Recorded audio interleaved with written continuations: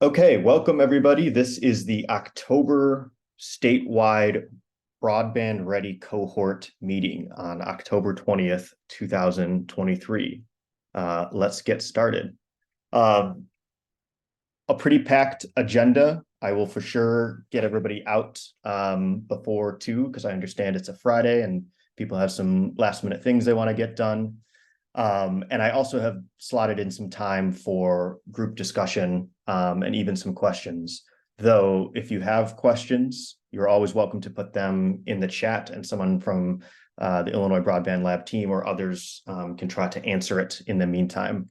Again, if there are anybody that you think should be on this call that isn't, you certainly have my permission and encouragement to send this Zoom link to them via email. So that they can join us. So let's get started. I think there are some people that might be new to this call, so I'm just going to do a very brief Broadband Ready program overview, and then just kind of get right into the work, the goals, where we stand, and hopefully kind of clarify some questions that I've been receiving. So the broadband, just a second, let me close this. Broadband Ready program started a few years ago. This is kind of an updated or a 2.0 version. And this idea is, how can we create digital inclusion ecosystems through regional collaboration? The idea is we can provide grant funding to higher education universities in each of Illinois' 10 economic regions. They can help create small digital equity impact projects and start the sort of collaboration that was needed upon the Digital Equity Act's requirements for a state digital equity plan. So as we've said, many times in the spring, we did the listening tour. All that was to gather information for a state digital equity plan, which is a requirement to get state or digital equity dollars for further grants. And so all of that is coming up. So that's the kind of extremely high level overview of the program, but I'm going to go a little bit into detail because I've been having conversations with people. And so I just kind of wanted to maybe frame it in a different way, which is right now, I think, especially with this revamp of the program, the 2.0, it's about sowing the seeds. So right now, we're at least for many regions, we're in the seed stage. What that means is trying to just get a digital equity impact project off the ground. I'll have a lot more information to say about that later in the program, and also get a small coalition team in place. The growth, that's looking like the region-wide county collaboration, and scaling some of the digital equity projects that we'll see. And then lastly, I think flourishing is something that we'll see in the years ahead, which is ultimately region-wide county collaboration on infrastructure projects and digital equity ecosystems. Now, that's a phrase that has been tossed around, and people might have their own ideas of what that might mean. So I wanted to go into that just a little bit, but also recognize growth is not linear, as people frequently say. And furthermore, it can be cyclical. It might mean growing your team here, being the seed for other projects and other efforts across the region. So this is a really exciting time, I think, with so much money and attention focused on this issue. I think we're all collectively trying to, increase digital equity across Illinois as we can in this time. This is an award-winning graphic, actually, from Hawaii. They do some really, really great work in terms of how they collaborate to do different digital equity initiatives. And so I know it's a lot of information, but to me, this is the prime example of some of the things we're talking about when we're talking about, what a digital equity ecosystem might look like. So they have a whole kind of visual representation of a sort of thriving village with each image associated with some aspect of a digital equity ecosystem. You can see the sun being digital equity with a little descriptor there, access being the oxygen internet service providers being the clouds, and the water there, and different streams, funds, all that sort of thing. And then you'll notice the kind of people portion of this. You'll have digital equity service providers, digital navigators as the farmers, and digital resource providers, the kind of hunters and gatherers. And so I think the question is just kind of keeping this model in place of it's always going to be a kind of delicate component, and certain ecosystems are going to have certain landscapes and other things that are different. But I think it's moving towards this direction of a kind of healthy, sustaining infrastructure, ultimately working towards digital equity. Okay. This graphic might seem a little familiar for those that were on last month's call. I want to use this time to make just a very large announcement. I've mentioned it to most groups, but on last week's call, there was this focus of getting a reunion tour in place before Thanksgiving, ultimately. That has changed. Believe it or not, there's been a delay in when the state digital equity plan is expected to be published. I ultimately think this is a very good thing, as it allows the READY program to get itself a little bit more established and have more time to plan one of the stops in your region for the reunion tour. So that's not happening until early 2024 is the projections. Looks like January is when the state digital equity plan will be published. And so it's at that point that we're looking to schedule reunion tours. Now, that doesn't mean that there's not opportunities to meet with us. I think the better phrasing of that would be just in-person regional READY meetings. We've conducted a few since the last statewide call, and we were part of the Southern tour of the University of Illinois Systems President's Tour. So we got to meet with some of the folks from the Southern region, from the Southwest region, and the Southeast region. And then just on Wednesday, I had the pleasure of going to Bloomington with some Illinois Broadband Lab staff to do an in-person meeting down there with the North Central team. So that is still on the table. And when we start talking about meetings, that could be an opportunity basically to do an in-person meeting, which I think is just a lot more productive at the end of the day to get people in a room when feasible to kind of go over some of these things. So the short-term goals now no longer includes that reunion tour. It's mostly about establishing your teams and rosters, getting this meeting schedule finalized, and completing some of the grant agreements. So that's what a majority of this call is kind of going to be about. Midterm, meaning kind of looking at next year, it's really going to be about moving your digital equity impact projects further, growing your team to try to get some of that county and regional collaboration, hosting that reunion tour stop, and then within your capacity, potentially participating in select programming from the Illinois Office of Broadband or Illinois Broadband Lab. That might mean webinars. We have a statewide ACP call as well as a statewide digital equity call. So there'll be opportunities. So I hope that makes sense. I'm going to be going into detail on all of these with the framing. But I also wanted to talk about long-term goals. I think that helps frame where we're going, particularly thinking about planting seeds and growing into the future. And so after several conversations with Illinois Broadband Lab staff, with Matt Schmidt and others, these are kind of the long-term goals, both of the Illinois Broadband Lab and what I'm hoping to see out of the Broadband Ready program. So for those that had been involved in the program before, we had a kind of regional dashboard that was extremely well received by the governor's office.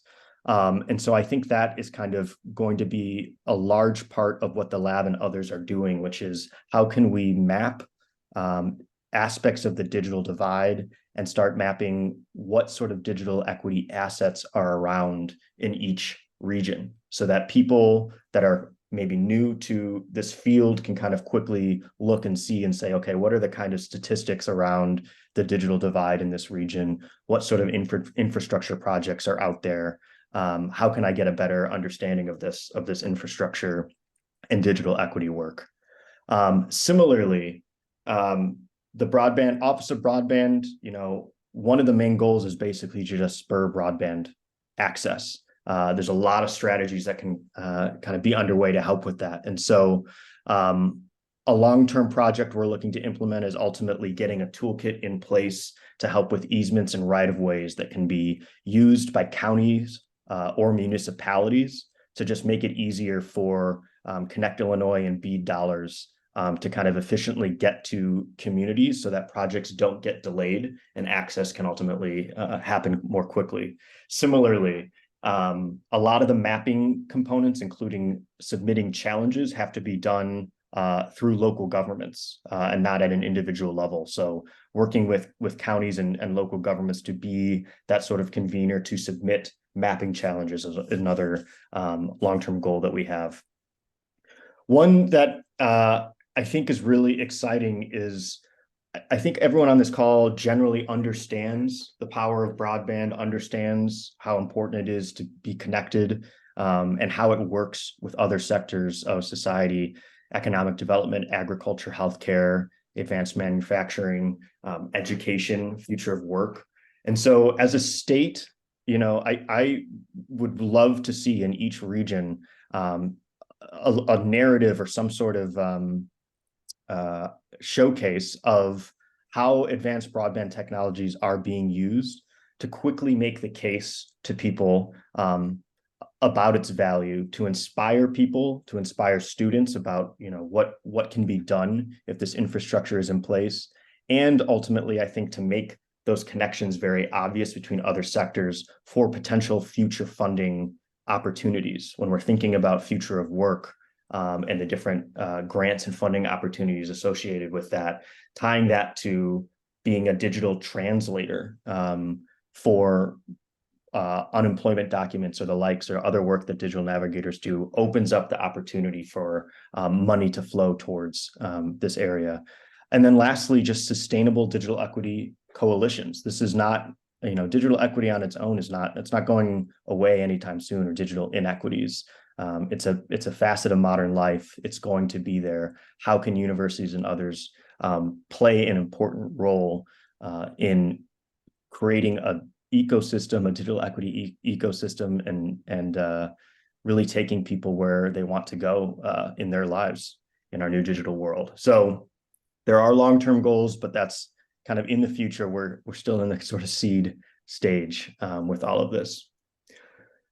So just a recap for anybody that might be new to this program, it's really based around the higher education institutions. At least right now, it's going to be expanding towards region-wide cohorts, but these are the associated universities.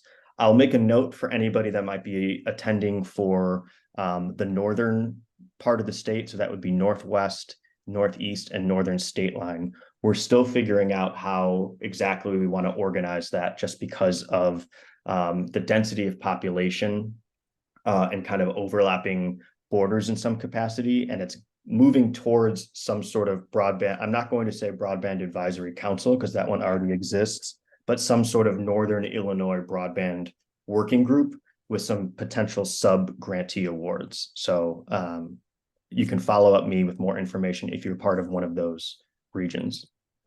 Again, here's an in-depth map in case you're not quite sure where you fall in the Broadband Ready program. You can kind of see this is how it's divided. It's obviously not perfect. It's very difficult, I think, to organize a state in any fashion, but I think this is given that the Illinois Office of Broadband is out of the Department of Commerce and Economic Opportunity, it makes sense to use those economic development regions for the organization. And like I said, this is also how the state digital equity plan is organized. Okay, on to the kind of grant agreements, the budgets, and the scope of work, which is really the focus in the short term here. So just to kind of review, in case people are unfamiliar, this is what is going to be your next monthly meeting all about. There's a few regions that have submitted everything and they're good to go, but a majority are still in the early stages of drafting their scope of work. So that's what I wanted to take this time to talk about. The grant agreement, it's either an MOA if you're with the University of Illinois Springfield or UIUC, just given that the granting organization is the University of Illinois Systems. Otherwise, everybody else is going to be signing an intergovernmental agreement. I will be working with Kyle Harfs and others to kind of get those documents to completion. The budget is ultimately $75,000 for these grants. Half is granted upon the signing of the agreement, including a budget and a scope of work, and then half upon completion in June 30th, 2024. There is flexibility, obviously. Each region, I think, has different challenges, whether it's widely spread out geographic territories or overlapping constituencies and people and that sort of thing. So it isn't really about fitting things into a tight template. It's really about what can get accomplished in the short term and how can that money be used effectively. So the budget, as just sort of an example, around maybe 40% you want to be using for personnel, whether it's the time for the principal investigators or potentially a grad student for a digital equity project. And then, perhaps half for your actual digital equity impact project, which will go into detail, and then just keeping in mind indirect costs. And we can work with you, again, to kind of talk these sorts of budgets, but that's just a general framework that you can do. And fortunately, on this call, we have Connie Frey-Spurlock, who will be speaking in a little bit about her experience in the Southwest region. Then the scope of work. The way that I see it here, there's essentially three main portions.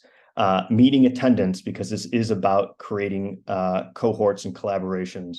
I'll go into each of these in more detail in a sec. The Digital Equity Impact Project, and then the coalition building and collaboration portion. So looking at this scope of work, it will generally follow this framework in which there'll be a commitment around at least these monthly statewide calls, and then a monthly kind of region call, of which IBL staff will be on the call for both. You are more than welcome to host more meetings, or some of the groups have larger teams. You might have subcommittee meetings, all that sort of things. These are just the sort of general baseline commitments we're looking for the year ahead. And then likewise, we have a lot of different meetings going on, which I mentioned, the ACP call, digital equity and webinars. Those are just kind of suggested to be part of your things, which could help with your digital equity impact projects as well. Okay, so the Digital Equity Impact Project really is kind of like the big seed ultimately for this type of grant funding. That was the theoretical framework for the program, is how can we get some money to higher education institutions to basically use their resources, their capacities to do something that can have an impact on digital equity in their community. So this could mean working with digital navigators and trainings and developing a digital literacy curriculum, potentially using university resources, learning tools and technologies to kind of create particularly, I think, a local or regional curriculum that can be shared with libraries and others. Access could be a huge thing in your regions, and so this idea of let's use some funds to create a Wi-Fi hotspot lending device program, or work with different organizations to do a device distribution event. Similarly, ACP outreach events or other affordability initiatives. So there's a lot of freedom and flexibility here, but it's basically like let's get a small amount of money out to universities to kind of be able to start small and do some type of digital equity impact project. There's, creativity is here. So think about the connections, think about your communities and what can be accomplished, which sectors would be relevant, maybe tying it into other initiatives that you're aware of with your university. But the idea is kind of let's plant the seeds of some of these digital equity projects, report on them, share best findings, and then potentially scale them up in the years ahead or in other regions. And then lastly, that sort of digital equity coalition building, what do we mean by that outside of the meeting? That's the sort of commitment to being a regional stop as part of the reunion tour. So in January and February, we're going to be kind of organizing that tour, having people share their reactions to the state digital equity plan, and basically just make sure that you're represented and it makes sense for your region, because that's going to sort of be the framework for how digital equity dollars and grants get distributed in 2024 and 2025. Along those same lines, there's massive infrastructure dollars flowing through the Connect Illinois Round 3 program and this upcoming BEAD funding series. And so that might mean getting information out to different counties about these grant opportunities or what's happening in the areas, and similarly potentially supplying information about your region to the Illinois Office of Broadband or Illinois Broadband Lab. And I'll have more to talk about that in a little bit. So I hope this clarifies a little bit of the scope of work. Again, you're not alone at your monthly regional meeting. We'll talk with all of you about these things and kind of work through it and what seems attainable in this next year. So with that, if Connie is ready, I would like to have her share, because when we were in the Southwest region for the President's Tour, Connie gave a really, really excellent presentation around the work that she's been doing through Ready and just kind of what the digital equity scene is looking like in the Southwest region of the state. So I invited her on to kind of highlight some of that, to help guide and frame for some of you what some of your projects and things might look like. Connie, are you ready to share your small presentation? I am. Okay, I'm going to make you co-host, and that should give you sharing opportunities. Great. Are we sharing now? Yes. Okay. All right. Thanks again, Robbie, for the opportunity to share what our team has been up to for the past year and a half or so. As Robbie said, my name is Connie Fry-Spurlock. I'm director of the SIUE Successful Communities Collaborative, which is where our work around broadband began in year one. I'm also serving as interim director for the SIU Office of Community Engagement, and that is where our year two work is housed now. So in our first year, we had three primary goals, and that was to improve access, to enhance equity, and to work on the digital divide elimination plan. And we focused on a particular footprint of East St. Louis, Venice, Brooklyn, Madison, Coquia Heights, and Washington Park, which are all part of the Metro East and all have severe poverty, characterized by severe poverty. For example, 100% of the students in the school districts there receive free or reduced lunch.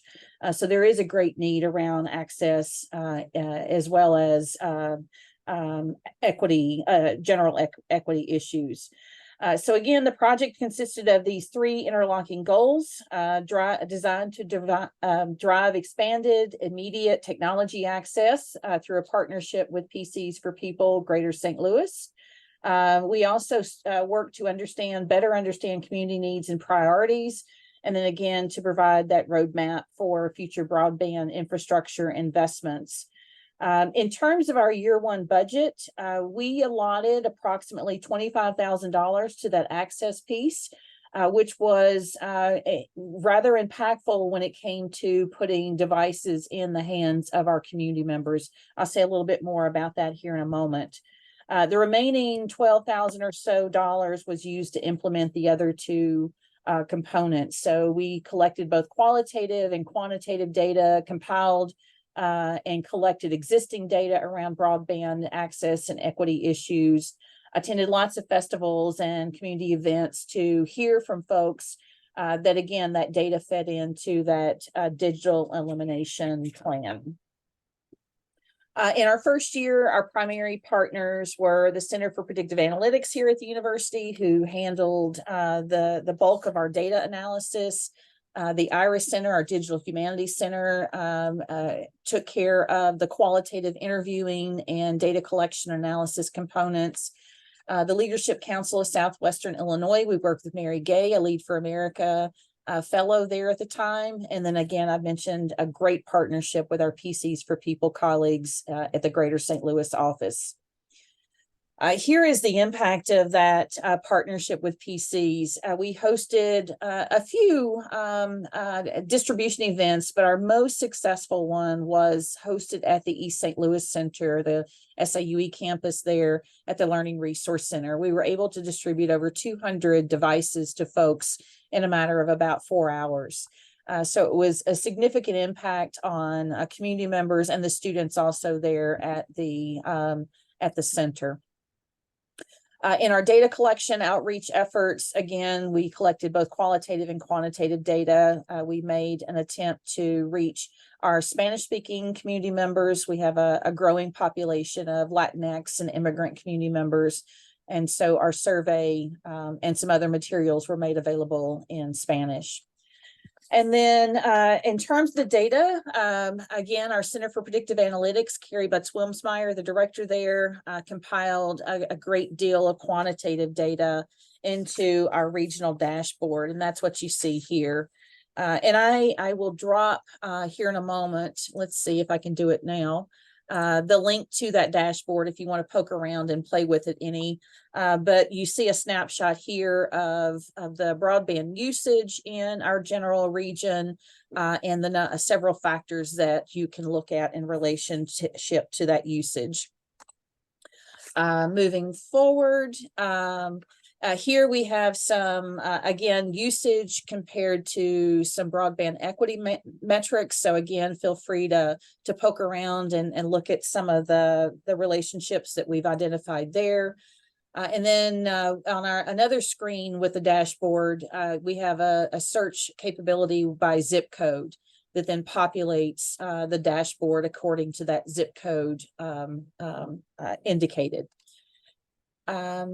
Let's see. Oh, and then finally, what I think was rather clever of Carrie to do in with the data was she combined the qualitative and quantitative in the dashboard. And so it doesn't quite work out on a screenshot, but you can see, for example, hopefully the colored dots here, there's a pink, a purple, a blue, an orange, etc. When you hover over those in real time, you will often get a sample quote. So a combination of what does the quantitative data look like on the screen, and then a quote that highlights and emphasizes a particular aspect of those quantitative data. So what we found in our first year really was that having access to reliable, affordable, high-speed internet means that our community members have better access to things like the things you see listed on the screen. Many of them, not surprising, right? We see education, basic communication, access to information. But in a more individualized, personal development kind of way. We also heard from folks that want to use their access to explore their family genealogy and attend religious and spiritual services. So using this, with this information in mind, and with some of the qualitative quotes that we have here illustrating the need for digital literacy, both of them from some participants in Washington Park.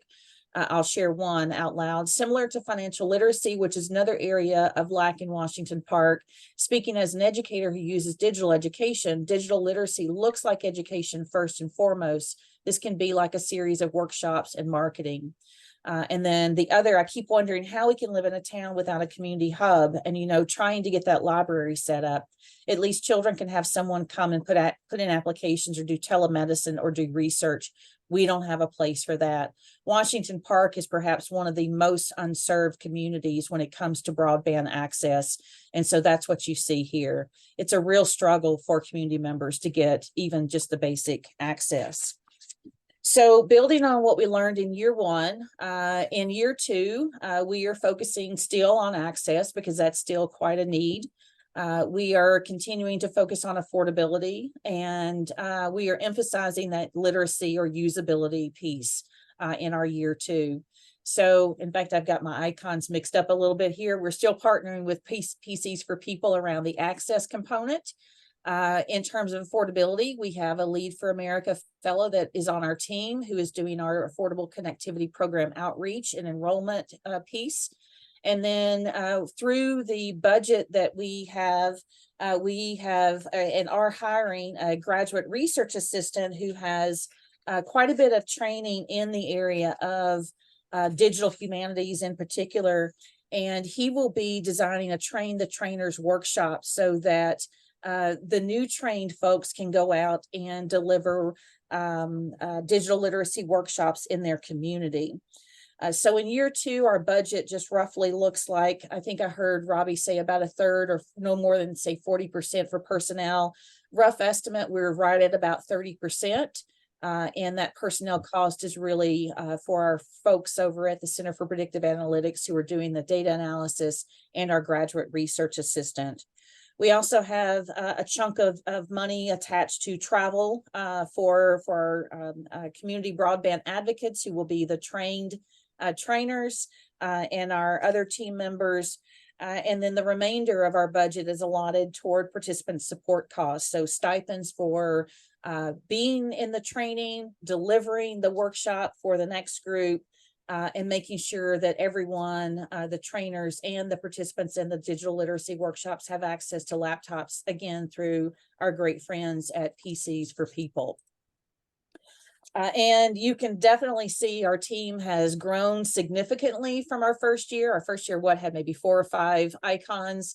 And now you see that our team has grown quite a bit. And part of what you see here too is our attempt to move into that larger footprint, again, that we heard Robbie mention earlier. And so we are working with Caroline Sanchez-Crozer, who's on the call with Latinx Digital Leaders Now, really working that relationship so that both Caroline's team gets access and connections with the local Latinx and immigrant community, and our team, the Southwest Region team, also improves their relationships. And I could say more about all of these folks on the screen, but I'm excited to work with all of them, and we've already got some good momentum going. And with that, I think this is my last slide. So I'll stop and see if Robbie, you want to add anything, or if folks have any questions. I'll open it up for questions. People. I see there's a question in the chat about sharing the underlying module. I'm sure we can do that.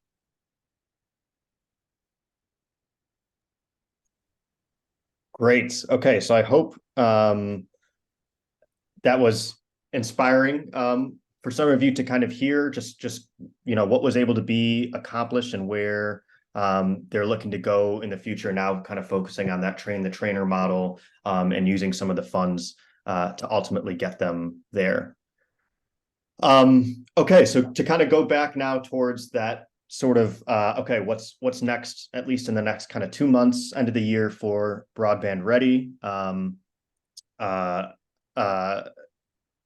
I guess before I want to say that, I hope people are kind of just thinking, what sort of digital equity impact can I be making in my region, and kind of getting creative with that. I think this program really tries to tap into that kind of innovative spirit from the Illinois Innovation Network and others about using higher education institutions to take the lead and use their resources to kind of spread great work out there. So really kind of just be thinking about like what can we do, what small project can we accomplish in our region that could potentially scale with more funding and others. And at the same time, it might just be uplifting other digital equity work that's happening in your region. I saw Kyla Williams-Tate on the call. Their digital equity asset map was just released in Cook County. It's absolutely fantastic. If someone wants to drop a link, similar type work, I think, could also be super helpful for regions that maybe have never really mapped out who's doing what in the digital equity space in that spot. Okay, going back to this meetings calendar. So again, this is part of the scope of work that we're kind of working through here. And so the idea is that there's going to be a monthly statewide cohort meeting. That's what this is. They're the third Fridays of the month. So the next one is going to be Friday, November 17th, and the one after that, December 15th. So please try to attend those. They will be recorded. It's going to be a place to share what teams are working on, get inspired, ask questions, and kind of use this specific cohort to help one another. And then additionally, the team or the regional meeting will also happen monthly. And then you have the opportunity to join more. If people could kind of look at this, this is what I have down. I'm not claiming it is 100% accurate, but this is what I was able to sort of move the puzzle pieces around to where different teams have suggested or what times teams have suggested that they meet. Again, I want to do a big caveat for the Northeast, Northern State Line, and Northwest. If you're of those communities, we're still trying to figure out the best tactic for that. But as of right now, it's looking like the second Tuesdays of the month from 2 to 3 p.m. So if you are a member of any of these teams and something does not look accurate or you want to change it, please email me or message me in the chat, and we can kind of just make sure that we got our regional meeting times in place for these next couple months. Furthermore, if there is time doing in-person meetings throughout the rest of the year, we have the capacity to kind of come and visit you, especially because there's other things happening outside of the READY program that can be communicated and discussed and worked through, particularly BEAD and Connect Illinois. I wanted to, again, share this roster regional construction, as this is kind of another aspect of the scope of work and what to be looking ahead for the next few months. This is not a requirement. This is a suggestion of regional teams. It'll depend on your region and your capacity. I would say the top left, that READY team leads, is pretty much in place for every region here. We're working on getting the regional economic development members figured out to kind of join and assist your teams because of some of the borders and things like that. And then lastly, working to kind of keep people in the loop in your regions, particularly those who have participated in previous Illinois broadband programming, whether Illinois Connected Communities, Accelerate Illinois, or working with Connect Illinois dollars. And then when we think about growing these coalitions, I think be thinking about your region and kind of who would be really great partners to engage with on READY. So that might mean agriculture members, farm bureau representatives of your counties.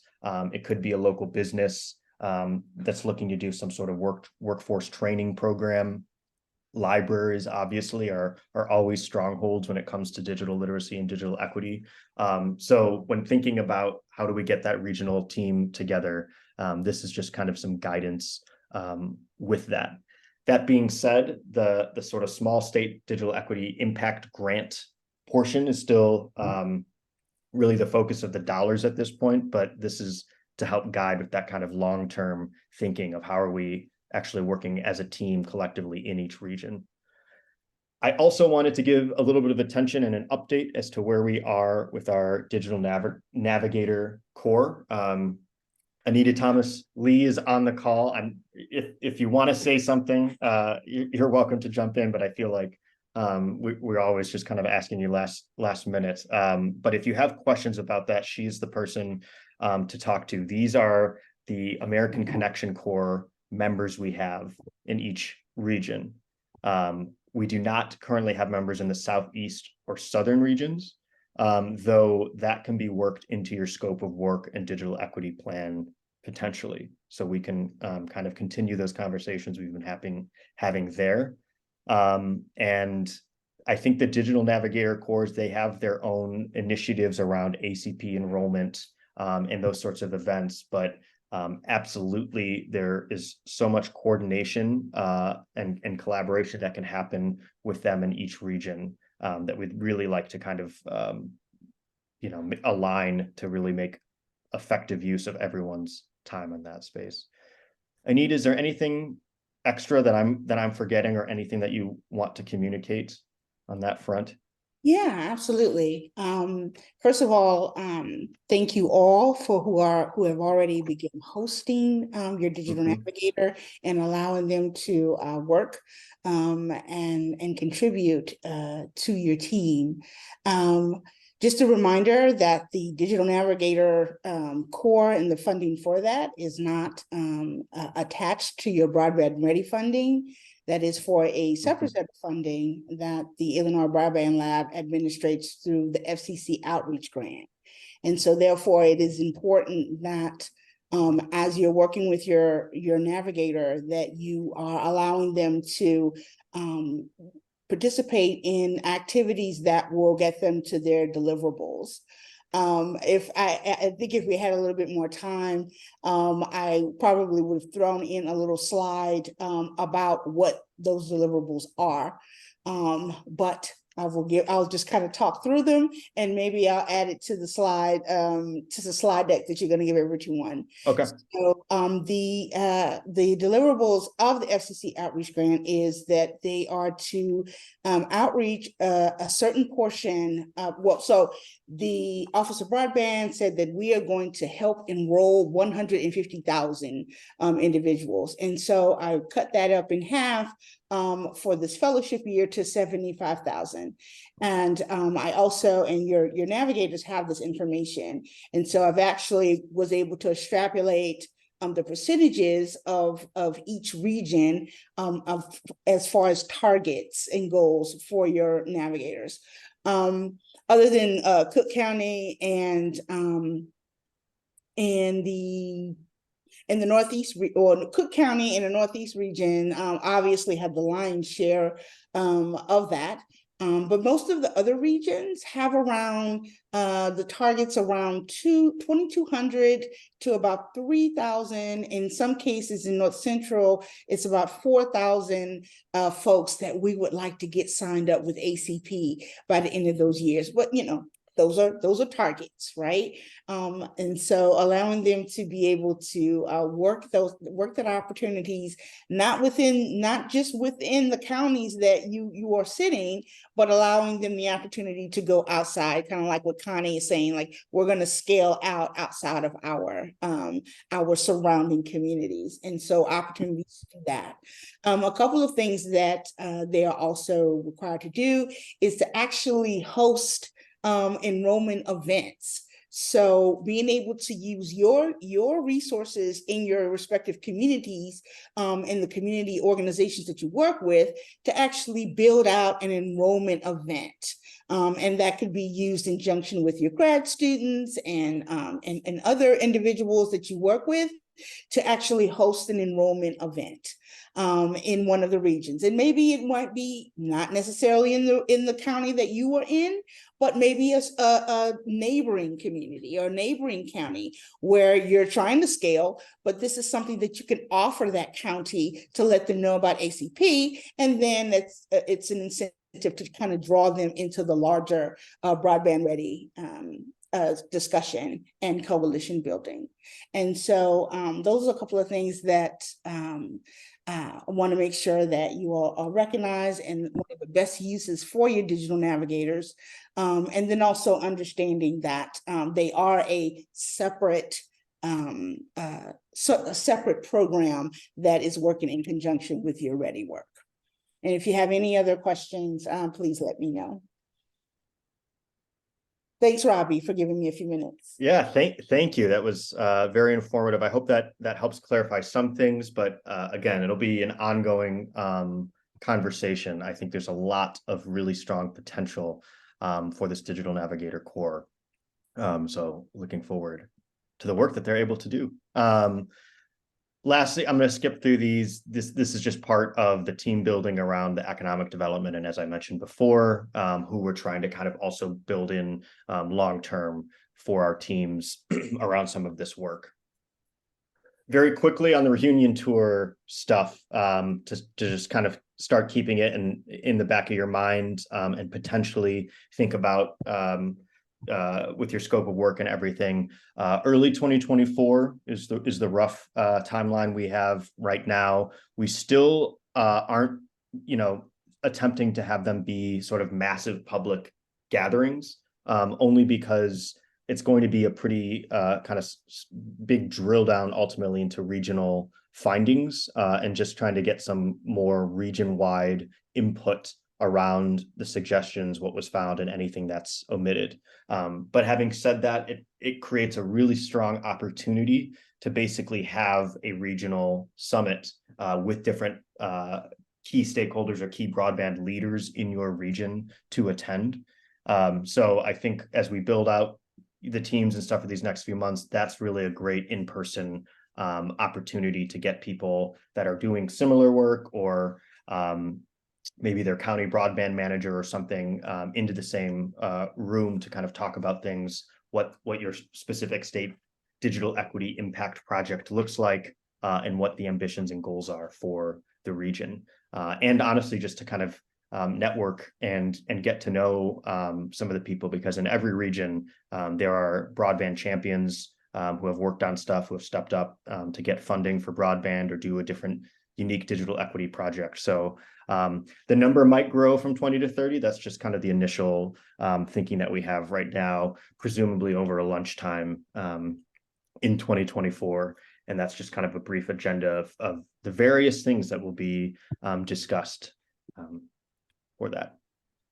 Okay, so we only have 10 more minutes, so I'm going to go through this very quickly so we have an opportunity for questions. But as part of that kind of larger, not just kind of digital equity or digital inclusion and literacy work, but also that access or expansion portion of digital equity is these infrastructure grants. And so you may have heard some of these things be said. So I just wanted to do a quick overview of where we stand right now. These are the kind of three main state matching infrastructure grant programs. Connect Illinois Round 3 is occurring right now. Applications are being reviewed. You can go to the Illinois Broadband map and look at different proposals for Connect Illinois Round 3 for your region to kind of see who's submitting what around getting some of those infrastructure dollars to expand broadband.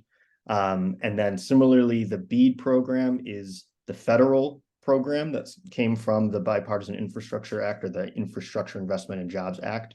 Here in Illinois, we're treating that like Connect Illinois Round 4. There are slight differences in terms of the eligibility threshold and performance standards. And most notably is that in the eligibility threshold, it's ranked priorities around first getting all unserved locations hooked up to broadband, and then underserved.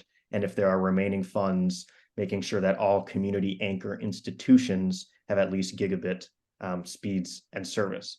Now, it is a very complicated program. And so Illinois released what was required, which was these initial proposals. There's 2 volumes that essentially say, this is how we're going to disperse this funding to align with federal procedures. And so I want to make a special shout out. I'm also just going to show this because this is the BEAD program. If you are interested in learning more about that process, on Tuesday, and I have a link later in the slide, there's going to be the second repeat webinar that shows that Shubika and others are going to lead about how Illinois is ultimately planning to distribute the BEAD dollars for covering basically all unserved and underserved locations across Illinois. There is a challenge component to it, including a speed test device developed by the University of Chicago. So if all of this stuff is interesting to you all, this would be a great way to kind of engage on the infrastructure side of things, and kind of get an understanding of where that is, particularly if you're in regions in which there is kind of large geographic distance with unserved and underserved locations. So just a little timeline to kind of reiterate what I've been talking about. We are in that magenta hot pink line of Q4, where the state digital equity plan is still getting kind of fine-tuned. But you can see at the very bottom there, planned state digital equity plan public comment period. That is in Q1 of 2024. So that's where the reunion tour opportunities will take place. And then the capacity grant applications will be made live, which are opportunities to basically receive funds for digital equity projects at that time. So you think of the early 2024 as a digital equity project funding opportunity time. And then as far as the infrastructure things, you can see that at the top. The initial proposal has been published. The rest of this year is going to be about the challenge process outreach and implementation that I just mentioned, because the initial proposal will be due. And at that point, you know, a big kind of sprint occurs in the sense of the sort of bidding for those BEAD dollars. But along the way, Connect Illinois Round 3 grants will be announced on a rolling basis. So it's going to be kind of a lot of announcements of funding and announcements of grant opportunities and stuff over the next 2 or 3 quarters of the year. And then you can kind of see long-term, it's mostly about implementation. This slide is included just so you know who to contact regarding any of the ready stuff. And so last sort of thing before I kick it over to final announcements is just we'll do those meetings and get these grant agreements signed and scope of works and digital equity projects determined, hopefully by the next time we all meet. And so that by the time December rolls around before the end of the year, it would be really great to kind of use that meeting just to kind of check in with what each team is doing, different challenges, different successes that folks are having. That's what we're seeing for that. So just final announcements here. That local government webinar, though, you are all encouraged to attend about Illinois' BEAD challenge process. We had one last Tuesday. It's a repeat, and it's happening again this Tuesday, October 24th at 1 p.m. The link is there. I'll follow that up with the email, and you can always email the Illinois Broadband Lab at uillinois.edu with questions. The broadband newsletter, always everybody on here should be subscribed to that because that gets to things that we don't even talk about on these calls or on broadband things in Illinois. And then lastly, the Broadband Breakthrough Program has extended the application. This is an opportunity to get direct consulting services for particularly large agricultural and rural counties in Illinois. It's funded by the Illinois Soybean Association. You go through 16 weeks. There's a survey, there's mapping. If any counties in your regions participate in this, it's just going to be a tremendous help for your broadband infrastructure goals in your region. So please reach out to me if you have more information, or if you know of contacts at certain counties that should apply.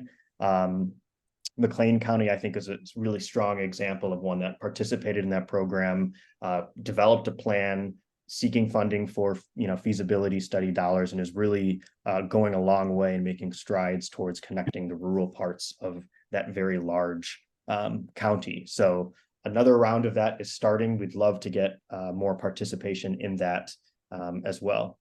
And with that, I'll open it up. It's at 1:57. So if anybody doesn't immediately need to jump off, that's it for me. But I'd like to open it up for questions. And I thank you, Robbie. This was an amazing presentation. I'm glad that we were able to have this for clarity. And I just wanted to add, for those of you who are in the Northeast, we will have a couple of in-person meetings just to touch base. As Robbie had mentioned, we're looking to expand the Ready teams. And so in the Northeast, as he also mentioned, and as we all know, that we have a large capacity of people and people resources, if you will. And so we want to start that initial engagement. And so we'll have perhaps 1 or 2 meetings working with our PIs, Danny Block, as well as Tom Skasinski, who is on the phone, and Danny is now at a conference at this time. But for those of you who are in the Northeast region, please contact those PIs, contact myself, and or if you're not and you know others who will be partnering with us in the Northeast region, please get in contact with us, because we're going to start those initial meetings because, as Robbie mentioned, we have a large capacity of engagement, people involved, both local government agencies and organizations. So thank you so much, Robbie.